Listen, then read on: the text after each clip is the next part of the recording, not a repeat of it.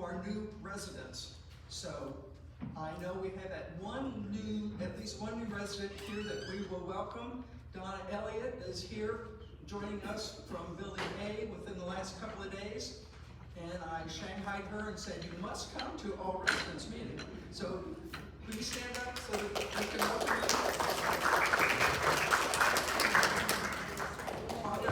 you. Are there other new residents that have joined us since the last meeting, last month? We have new people moving in all the time, but they're not all aware that we have this very important meeting. So as you see them and greet them, encourage them to attend the all residents meetings and the town hall, which Jim has 2 weeks from now. They seem to run about 2 weeks apart from each other. They are different information and hosted by a different hostess. I am Sue Scambus, as most of you probably know, and I'm here as your Residence Council Chair. I want to begin the meeting by reporting on let me start with the agenda so you know where we're going with this. Okay. These are the people and the topics that I have on our agenda for this morning. I want to begin the meeting by reporting on 2 actions that the Residence Council took this month. The first one is that we began the new procedure of posting the Residence Council agenda on the community app before the meetings, 4 days before the meetings, about the same time that the Residence Council members get the agenda themselves. So you know what we will be talking about, and you can always please come. We welcome visitors all the time, and this will help alert you to the topics that we will be planning to discuss. Secondly, the Residence Council amended the standing rules, as we have the authority to do. The revised standing rules have been posted again on the community app at the Residence Council tab, so you see the most recent version of them. We worked primarily to clean up language and to clarify the structure and functions and composition of the 6 elected committees. 6 committees chaired by elected chairs. Okay. So when you take a look, you will see that information there in a new and hopefully even more usable form. And thank you to Joy, who leads the Bylaws and Standing Rules Committee, as well as Ann Blair and Stan Goldstein and myself, who reviewed the work. And then we had some suggestion amendments by Richard Levine and Susan Craig. So lots of eyes looked at it to make it the best possible document it can be. So that's new to us, new to all of you as of Friday last week. The next thing I want to talk about is the DRR.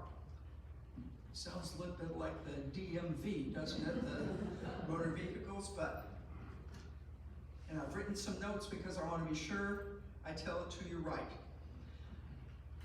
I want you to know that I have been elected last December by the Residence Council to be the designated resident representative for Village on the Green.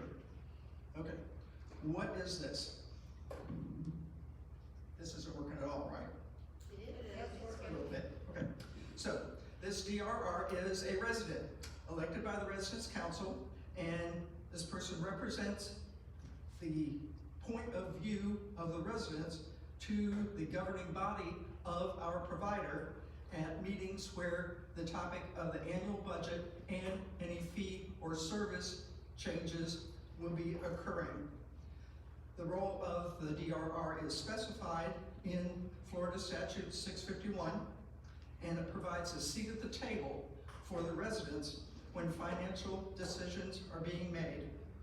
This representative serves at least 12 months and must be contract holding resident, such as me, such as all of you, but not our daughters or sons or that kind of thing. It's us, those of us that live here.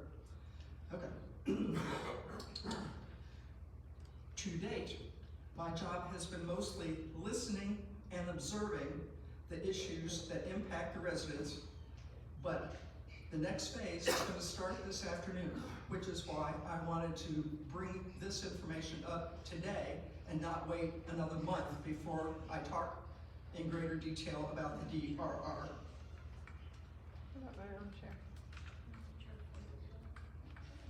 The one role of the DRR is to represent the interests of the residents before the governing body of the provider.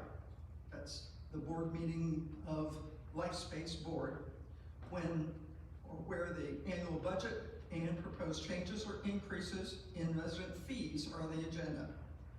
The DRR acts as the voice of the residents. Under statute 651, this gives us a seat at the table. This afternoon, the Finance Committee will hear a presentation on the 2026 budget for VOTG for the first time. We are fortunate to have a committee chair in Steve Cassetta and committee members with expertise and experience in corporate finance and budgeting to help me figure out what good questions I should ask, not only of those that prepared the VOTG budget, but also the LifeSpace budget for 2026. You all know I am not a finance trained person. I'm a college professor, not even in math or finance or economics, but I got good ears, I can listen, and I ask good questions, and I'm not afraid to ask questions of the board. You elected me to be your mouthpiece, and I will be it proudly. Okay.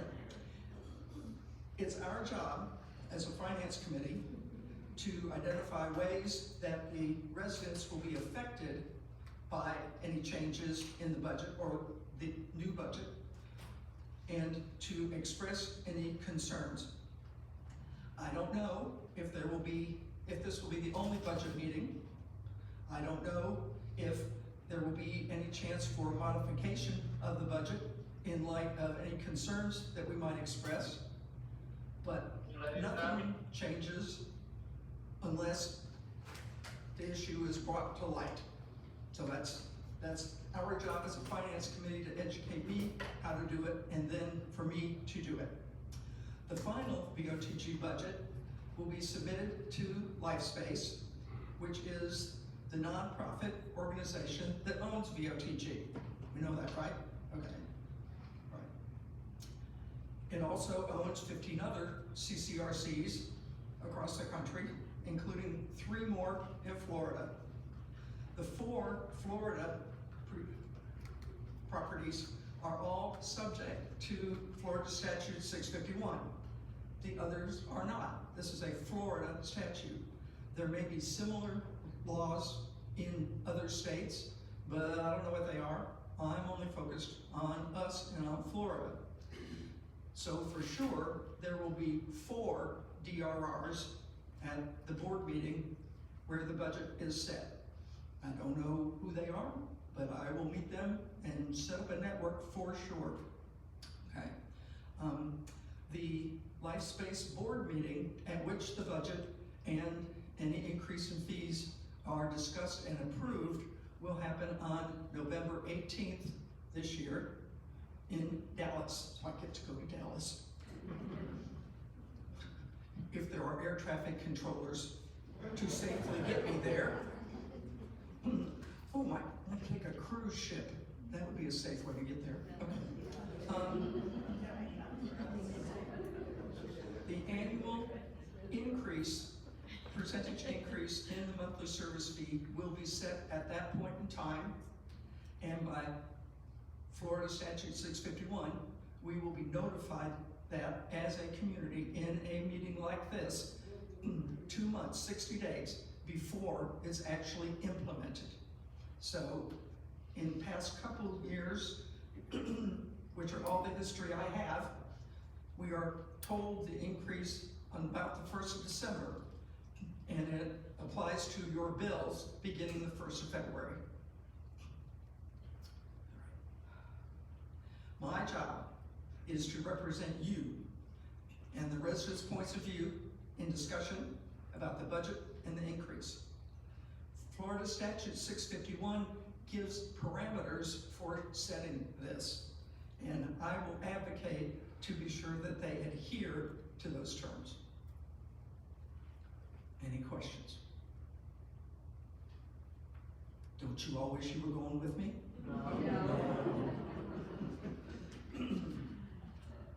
Okay. Oh, and I have to submit a written and a verbal report. So you'll hear about it all again in December. All right, we have a little bit of FLICRA news, and Basil's going to speak for us here.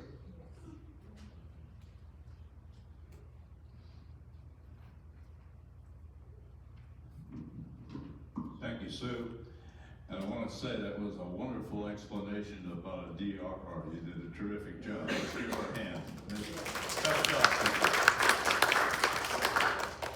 There's two things happening in FLICRA. One thing is that FLICRA is meeting with the industry representatives represented by Leading Age Southeast and 5 members of the FLICRA organization, of which I'm a part.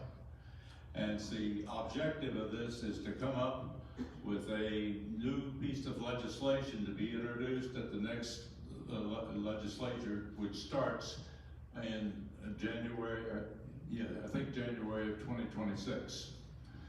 Now, that's making sausage, if I can use that overused analogy, because we have very much competing sides. There was an article written some time ago about David and Goliath. This is a David and Goliath affair.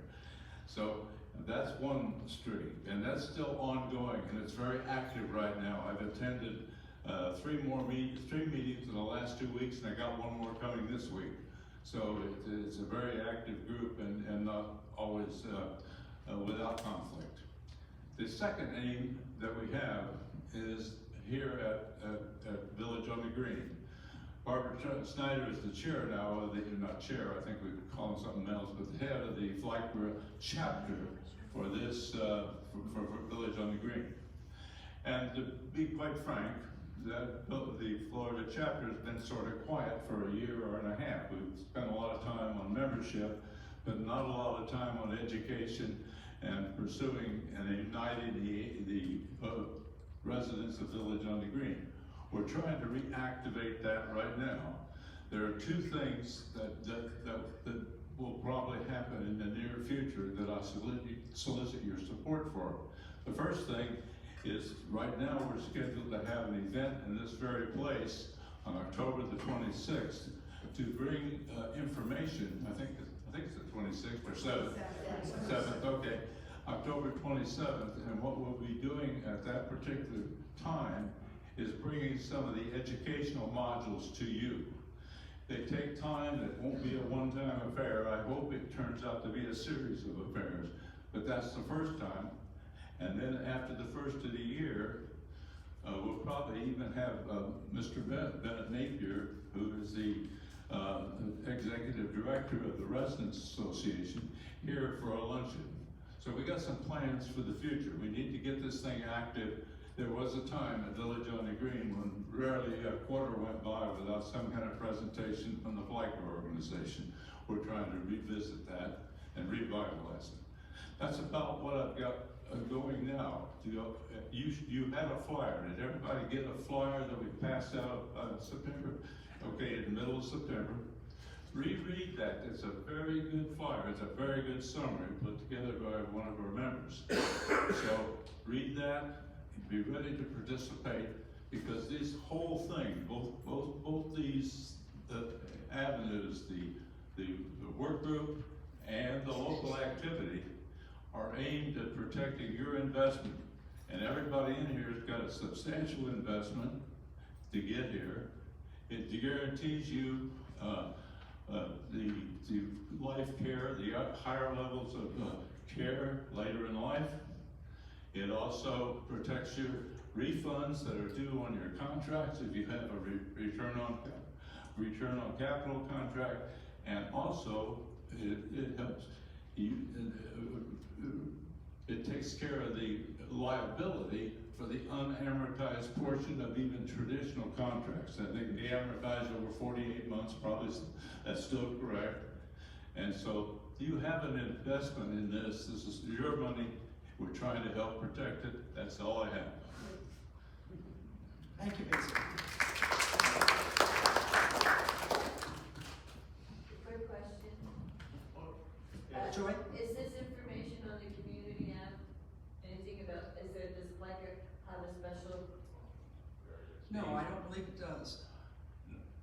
What's on the internet is on the Flickr side. Every member here, when you move in, thanks to a lot of work last year and to the LifeSpace Foundation, when you move in, you're a member of Flickr. And so every member here has access to the website. There are educational models on that website, and that's what we're trying to bring to you. But they're best handled in a seminar group. I would say small groups. Building meetings are a perfect location, and you can view them. All you got to do, they're live links, and you can reach all the information on that site. Flickr.org, FL_CRA.org.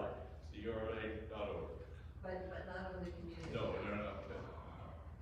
But we could have a link. I didn't Yeah, think of it it. should be. That's probably a good idea. Thank you. Thank you. So the working title for this event is Flycra and You, because it impacts you in many different ways, and you can impact it as well. So we're giving you more information about this, and I hope that you'll join us for this hour, because it's certainly a valuable organization, and it has done lots of good things for us in the past that we'll highlight briefly, and then Basil will talk about what we think it can do for us going forward in this 2026 legislative session. Okay. I'm going to turn this over to Carolyn in about 2 seconds. I want to remind you that as established in the 2024 bylaws revision, we now have elections at 2 tiers. The first tier occurs in October, where the voting occurs within buildings or villa groups for your representative. The second tier is in November, where we vote community-wide for the 6 elected committee chairs. We're talking about it now and not waiting till November, because this November election will start up before we have our next all residents meeting. So Carolyn will talk about both of these things now. Carolyn is our elections committee chair.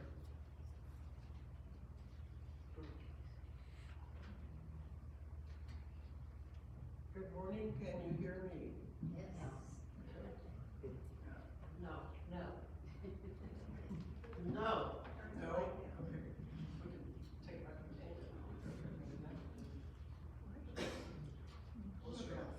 Okay, is that close enough? Can you hear me? All right. Okay, first of all, I want to introduce you to our committee. They are here today, and wait, I'm getting signal. Just touch something. Oh, okay.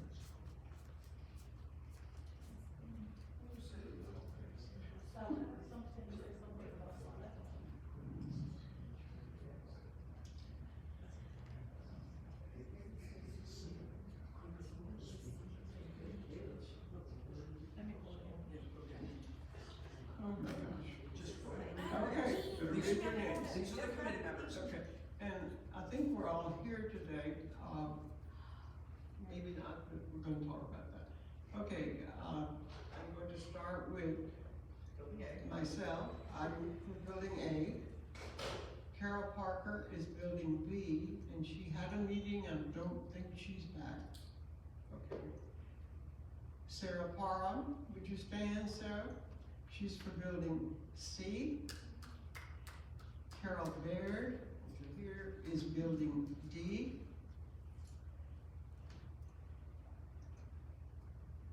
Lloyd Yeager. Is Building F. What about E? Building E is Sherry Solomon. Thank you. Donna Hallows. Is Donna here? Way over there. Hi, Donna. She's for Villas 1. And Carol Burt, who is away, is building Villas 2. Okay, where are we now? Not up there. Portions. Beautiful rocks. Touch anything? We'll just read that. Okay. The residents of each building and villa group elect their representatives to a one-year term. A representative can be re-elected twice for a total of 3 years. Elections for these positions will occur in October. There is a member of the elections committee in each building and villa, and they will oversee the election. This is amazing, thank you. All right, the nomination period for the building reps will be Thursday, Sunday, October 23rd, Thursday through Sunday, October 23rd through 26th, the deadline being at 5 o'clock. The voting period, if necessary, will be Monday, Wednesday, October 27th through 29th. The deadline is 5 p.m. Is it okay? He's gonna fix it. Okay, hi. I'm fine. You're good.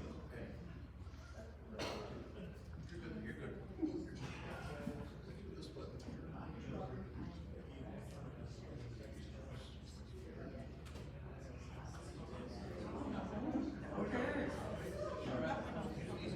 Now we got it. Come, Tommy.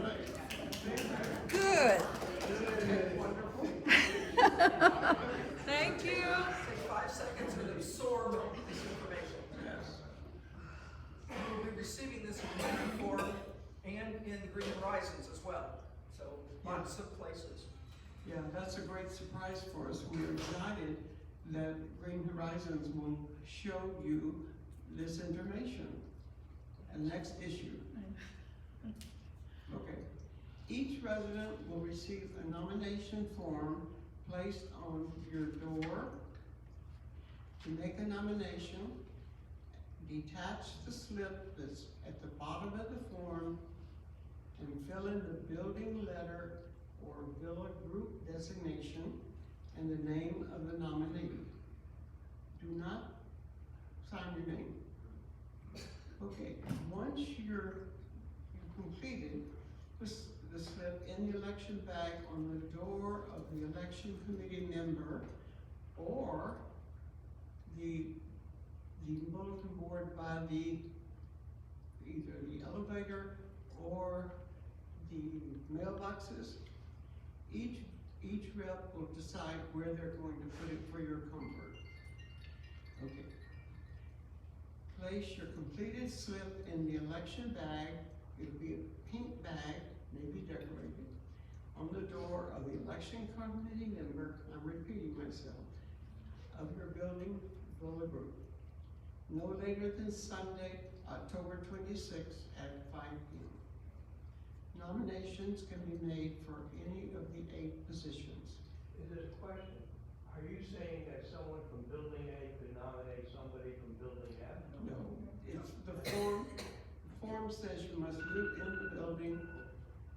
Sorry if I did not make that clear. Okay. Also, the rep must be represented, it must be nominated.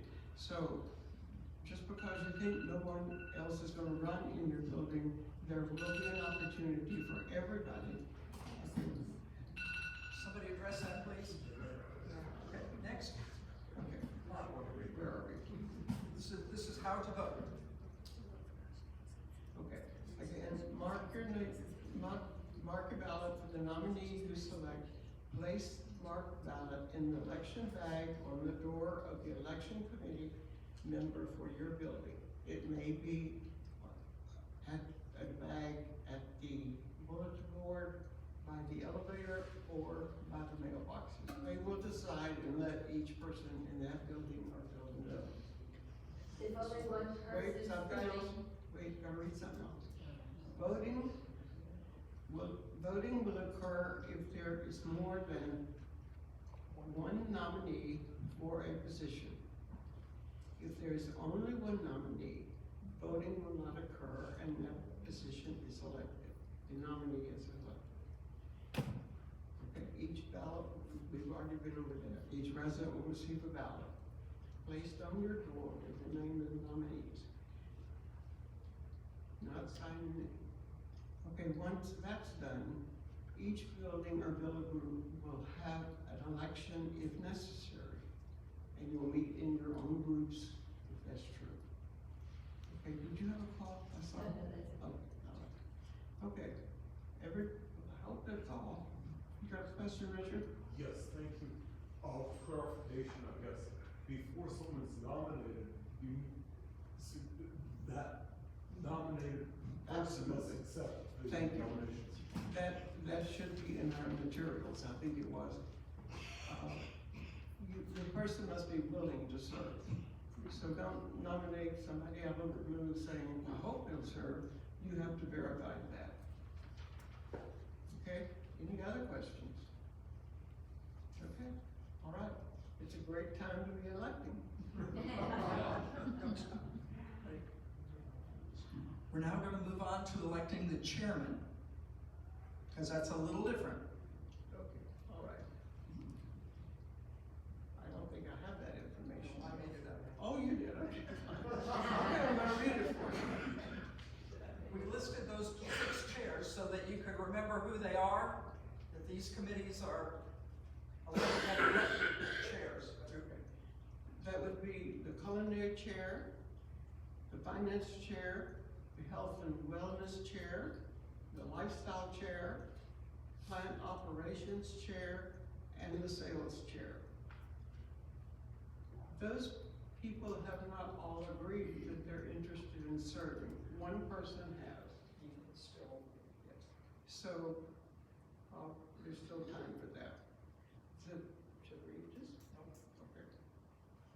All right, the nomination period for building chairs will be for, elected chairs will be Tuesday through Friday, November the 4th through the 7th, the deadline being 5:00 p.m. The all residents meeting where the candidates will be introduced and speak and say why they want to serve will be November 12th. The election period will be Monday through Wednesday, November 17th through 19th, with a deadline of 5:00. Results will be announced upon completion of tabulation, and that will be a secret ballot, and envelopes will be provided for you to vote. Okay. Here we are again. Each resident will receive a nomination form placed on the door of your building or villa, or wherever is best for that particular place. To make a nomination, detach the slip on the bottom of the form, which will be provided, and fill in the building or letter or villa group resignation and the name of the nominee. Do not sign your name.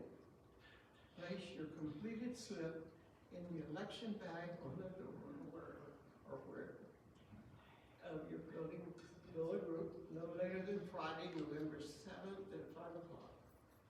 Nominations can be made for any of the 8 positions. Should be 6.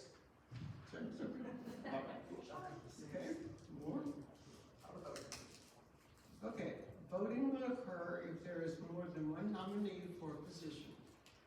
If there is only one nominee, voting will not occur, and the nominee is elected. Each resident will receive a ballot placed on your door with the names of the nominees by the 2 committee chairs written right off. Do not sign your name. Mark your ballot for the nominee you select. Place the marked ballot in the election bag, which you know about, and no later than Wednesday, November 19th at 5 o'clock.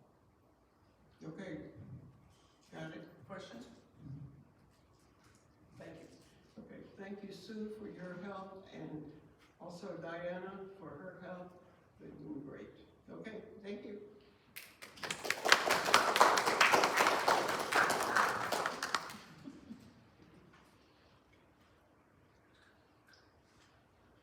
Thank you, Carolyn. This has been a formalized process, and it's great to have so many details taken care of. So, you've seen this slide before. Are you a piece of the puzzle to help form the 2026 Residence Council?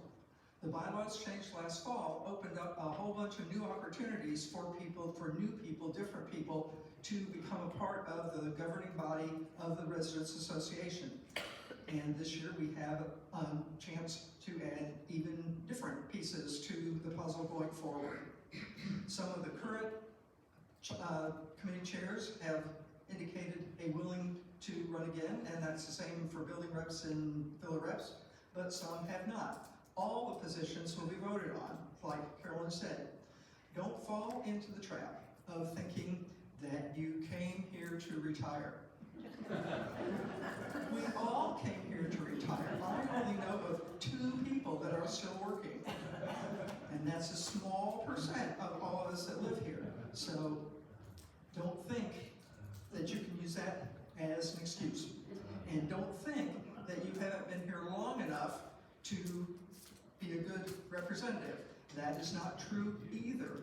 Everybody brings expertise and experience from their life, and it's a great way to meet new people and to learn about your community if you haven't been here very long. So please don't use that as a trap either. Joy and a committee of interested parties are putting together a wonderful set of guidelines for building and villa reps to give you some ideas of what you might do for your group of villa or resident building residents. Each group is different, so not all parts will apply to all groups, but she's done a great job of giving you some guidance. The current chairs or current position holders are more than happy to tell you what's involved and what they've been doing for this past year. And for the committees, please feel free to go to any of the committee meetings, which are now announced to the Green Horizons, because you learn a lot sitting there as a visitor as to what's going on and whether you might want to be a part of it. So please keep your mind open about this.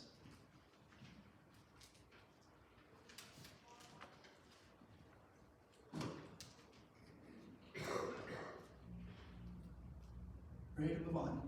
Everybody's like, yes. Okay. Here's my cookie image again. All right. We have made some more progress in the area of communication gaps. There's still a lot to do, and as you will hear a little bit later in the presentation today, there are some interesting staff accomplishments that have happened in the last couple of weeks that I think will help smooth the communication gap needle even farther forward, or let me take even more bites out of this cookie. But you'll hear about that in a minute. What you have seen this month is increased use of the Blackboard texts and emails for more than just maintenance. Lifestyle activity information is coming out that way as well.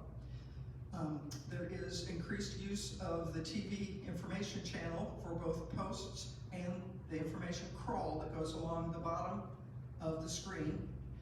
Sue Popejoy is our best monitor of that, and she was out for some time with some health issues which are now resolved, and she's back. So I'm expecting to see even more use of the TV postings and crawl going forward. And finally, we have moved the lifestyle bulletin to the entry area near reception. It has been back in the little back foyer that people walking from A, B, and C could see, but if you came through the annex any other way, or from the far end of the community, far to me. You didn't see it, so we moved it closer to the reception area. It is not tremendously attractive, but we are working toward getting a better looking one and to moving the current one back to the back foyer, because we really ought to have this information available at least 2 places for you to walk by posters. And if you walk the hallway between the gym and the reception area, right outside the art room, these posters are on the wall there as well. So we're trying to be sure that they are at least one place that everybody walks by at some point in time. That's my progress for communication for October, and I expect to have even more to tell you in November. Our next person is Jill Kroom, who's gonna bring us up to date on the Team Member Appreciation Fund.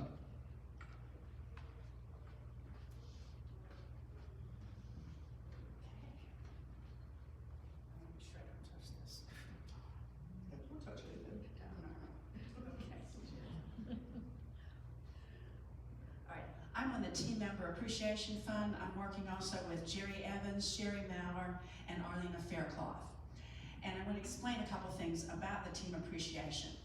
This fund rewards non-salaried or hourly workers with a cash gift in December, and this will be December 11th this year. And it's figured out by the number of hours that they work. So someone who's part-time, works 5 hours a week, will receive less than someone who works 20 hours a week. So it's distributed that way through HR. Now the first slide shows that we have $44,000. And if we were playing football, this would put us on the 36-yard line. And we can do a little bit better than this, I think. Our goal originally was $120,000. Now these people are ones who would normally receive tips if they were not working for Village on the Green. If they were working in the outside world instead of in our sweet little bubble here, they would be receiving tips, and we want to make up for that. And Krim and I are very lucky to live at Village on the Green. One of the things that we enjoy is not maintaining a house, not having to cook, and just the joy of being part of the Village family. And I want to tell you a couple things so that you can think about how many people there are that we have not been tipping that make our lives so wonderful. We were away, and when we came home, our air conditioner was not working. I made one phone call on the weekend to security. Security came, assessed the problem, called a handyman, the tech on duty, who came on the weekend, brought a portable air conditioner, set it up so that we had air conditioning that night, and then he arranged for the repairs the next day. No tipping, one phone call. If we had been at home, who would you call on a weekend? And how much extra would you have paid? You know, think about little things like that that we take for granted. We have a weekly housekeeper. Our sheets and towels are laundered, and they're delivered back the next morning. I have not had to fold a contour sheet for almost 2 years. Yes, this is great. There's water classes in the swimming pool. I don't know, if you don't go by there, you might not know, but there is a cabinet there that is full of fresh, clean towels. And the man comes by every morning, takes the dirty ones away, and puts fresh ones there. I don't have to carry a towel when I want to go swimming. This is luxury. I mentioned handyman, repairman, housekeepers, laundry employees, home delivery. All the people you'd be tipping if you have a house. Now, if you don't eat in the dining room, you might say, well, you know, it's the Starbucks, I don't mean anything. But there's somebody in the kitchen that answers the phone and takes your order and writes it down and goes from the cook and packs it in a box, and it's ready to go for you. If you order milk or ice cream, they put it in the refrigerator and keep it cold until you're there, then they put it in there and bring you the box. And how many people in here like the Royale cookies? I know I do. There is someone back there in the kitchen that's baking the Royale cookies. We don't see that person. And that person is probably next to the person who is slicing up all the fruit that we get that's already prepared and washed, okay? Think about the drivers. Okay, someone is available to pick me up at the door and take me where I need to go on campus anytime I want to go. When it's raining, they are holding up an umbrella or they're pulling the cart really close. They're very considerate. How many people ever go to Target, Publix, or a doctor in Lake Mary? All you have to do is make a call and get on the list. No tipping a cab driver at all. And if you have season tickets to Dr. Phillips or the Winter Park Playhouse, you sign up for the bus picks you up, takes you to the door, drops you off. You don't worry about I-4, you don't worry about a cab, you don't worry about anything. You're dropped off at the front door. When the play or your show is over, you come out and you're picked up right at the front door. We go to Dr. Phillips often, and we have beat people who have valet parking. We get out of there faster than that. It's wonderful. It's wonderful. If you have grandchildren who visit, we have a very convenient rental unit here that they can use. If they were at a hotel nearby, you'd be driving back and forth, and you'd be tipping the person who cleaned the hotel room. Anybody stop by Continental Breakfast this morning and have anything before you came? Yeah, okay, well, somebody cut up the fruit and made that coffee and put everything out there early. And they'll clean it up too, and they'll do it again tomorrow for you. If you forget your key, security can let you in. Has anybody called to find out how much a locksmith costs late at night? I mean, think about it. Think about it. We've got it really good here. And how about there's a security guard who all the time says, "Welcome home" when I come in the gate? This is wonderful. If you look around the room, somebody set up these chairs this morning, and somebody brought in the podium and tested the microphone and got everything together. Somebody made all the PowerPoint slides. The soup. We did not have to have we didn't have to have a committee of men to come in and set up chairs. This is all done for us. This is wonderful. These are people that we don't see, and we don't realize how much goes on. If you play Rummikub or Canasta or Bingo, somebody sets those rooms up. You just walk in the room and there's the game supplies. It's very lucky here. Okay, and here's slide 2. This shows how many people have shown their gratitude so far, and it's kind of small. The chart shows units. Now, some units have 2 people living in them. That's why if you add up the number of units in each building, it won't match the number of people who have contributed. But so far, percentage-wise, only 21% of people have contributed. And we've made our team donations late in the year. That's been our standard modus of operandi, but let's get it going. Let's do it a little bit earlier. These people get their checks December 11th, so you need to get your check in soon. All right, let's see the slide 3. And slide 3, people work hard to make our lives easier and safer. And I have an attitude of gratitude, and I hope you do too. And the easiest way to do it is to put your check in a little envelope that looks like this and put it in the red box outside.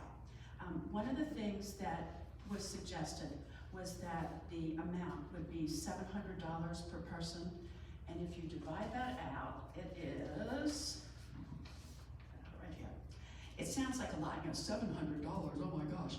But if you divide that out, that's $1.90 a day, or it's $13.50 a week. I mean, how much would you tip for dinner if you went out 5 nights a week? It's less than that. So I want you to keep these things in mind, and please give from your heart. We have a great place that we live. We have a lot of people who work very hard to make our lives easy and safe and comfortable, and we would like to show gratitude to them. Now, if you also want to make a donation from if you have a donor advised fund, or you want to do it from your IRA or something like that, or as your RMD, please see me afterwards and I'll give you the right address. But I do have envelopes with me, and we're ready. So thank you very much, and give generously.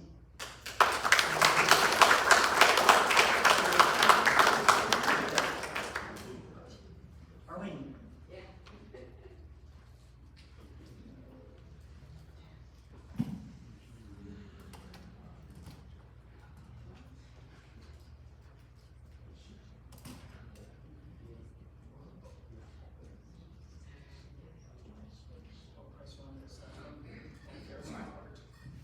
Okay, can you hear me? For culinary, Liz is gone for the week, so I am going to present this as chairman of the culinary committee. Okay, the chef's table. You may be aware that we have made some new rules. I want you to know, before I even tell you what they are, that we are going to reevaluate them and clarify some points at our meeting tomorrow, the culinary committee meeting. reservations, instead of being made the morning of the week prior to the time you want to go, they are being made at 4 p.m. 1 week prior to the chef's table that you would like to attend. Guests right now are limited to 2 per person, and that will need to be clarified, because with the committee's approval, that should be per apartment or per villa. This reason for doing this is to accommodate more residents who might want to attend the dinner. It has been brought to my attention, and again, this will be brought up at the committee, that the reason that there was difficulty getting into the chef's table was because it was lobster night. Other than that, we have not had a problem, so that is why I want to clarify with the committee. Right now, there is a wait list for who attended the prior week. We're trying not to have you do 2 weeks in a row unless there is room. If available, you would then be contacted and added to the list. Okay, tonight is the Oktoberfest. It was not known prior to this week that we will have the dinner entertainment provided by the performers from Hollenbeck German Restaurant in Sanford. They have always performed here, and once again, we've got them. There is an a la carte menu. If you could hold that, I will get that out. I do want you to know.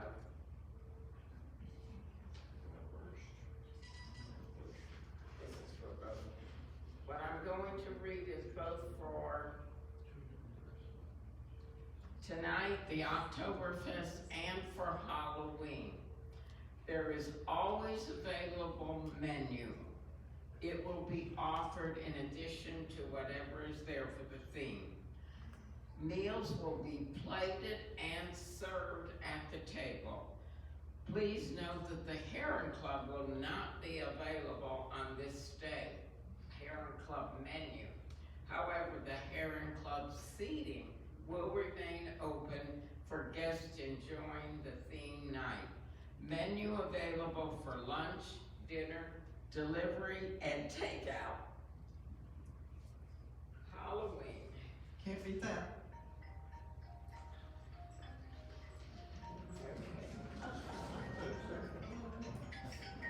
Halloween will be Friday, October 31st.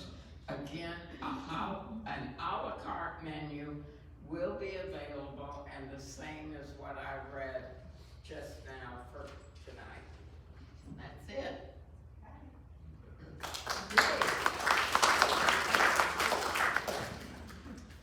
Next is Lifestyle, and will join us up here.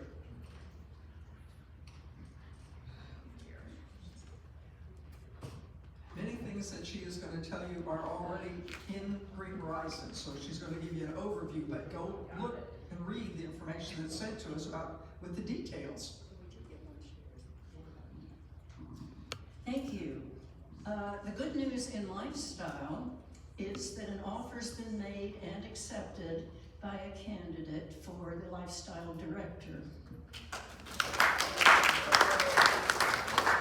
Additionally, a Lifestyle Assistant with tech experience has also been hired.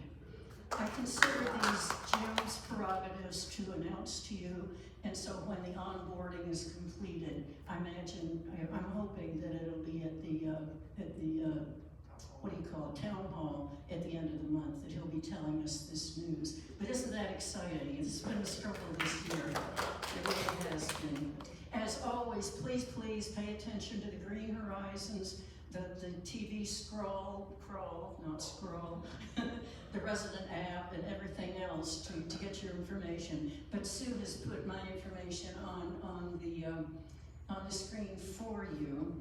The Wekiva Island bus, that's tomorrow. as the pumpkin patch. That's also tomorrow with the bus. Excuse me, the following week. I'm not doing too well today, am I? This is what happens when you have a birthday. Okay, and the opera, the theater concerts, the 18th of October, that's a Saturday, and the 19th, of course, is a Sunday, and those are buses spelled with 2 S's over there at 1 p.m. Now our highlighted events, oh thank you, Sue. We know about the Oktoberfest, the Willow Tree Bunch. Brady Wilkins is on Saturday. A lot of information has gone out about that. I think we have a full house for that, and we're thrilled. That's from 5 to 7 here in the Longwood Room. Now on the 16th, which is a Thursday, we have the concert with Ann Tamella here in the Longwood Room. Orlando's table setting, that is on a Thursday as well, and that's in the Sable. I think that'll be kind of an interesting thing to go to. The October birthdays are on a Tuesday in the Sable, and the Spooky Courtyard is on a, what kind of a day is that? Thursday? That's a Thursday. Over at the Oaks, and that'll be wonderful for the family and the children, and I believe the children will then come over here and parade around in the dining room that day. And then of course the next day we have the after dinner Halloween party, dance and costume contest, and that's just from 6 to 8 here in the Longwood Room. So that's October. And then we have the spiritual things to look forward to on the 16th. That's a Thursday. It's Rachel Jackson speaking in the multi-purpose room. And the World Religion Series, that's on a Monday with Chaplain Tom. And this month it will be on Christianity. Now November to look forward to, I'm not going to go into the Veterans Day. Stan will be talking about that in a second. The November birthday parties are on a Tuesday. At 5 p.m. in the Sable. The World Religion again, Tom's thing I believe will be in November, will be on Islamic religion on the 24th, and that's a Monday. And then of course we have Thanksgiving in the Palm Court on Thursday. So those are things to look forward to in November. I hope they were a little concerned that they hadn't planned enough for people to do in November, but we pointed out that we also have a lot of family things we want to do, and we want time for that, so I think they're taking that into consideration. I think that's about it for me. Thank you.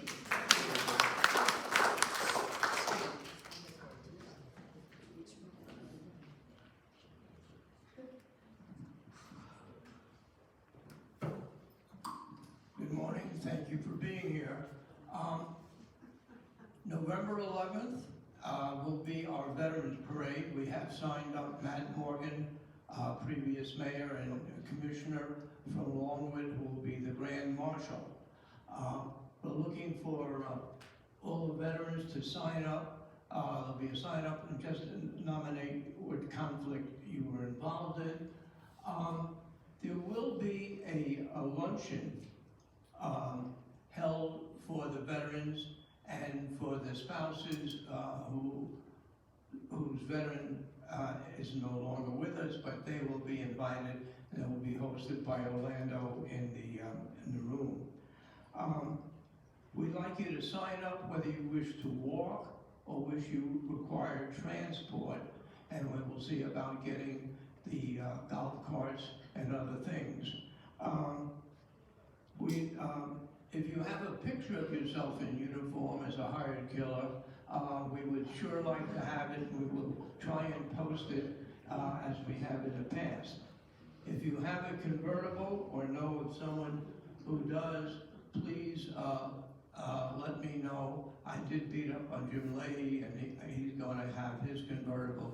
So I'll see if we can get a ride for Robert Geller. I think Robert and I believe Gus are the only World War II veterans still residing with us. So that's it.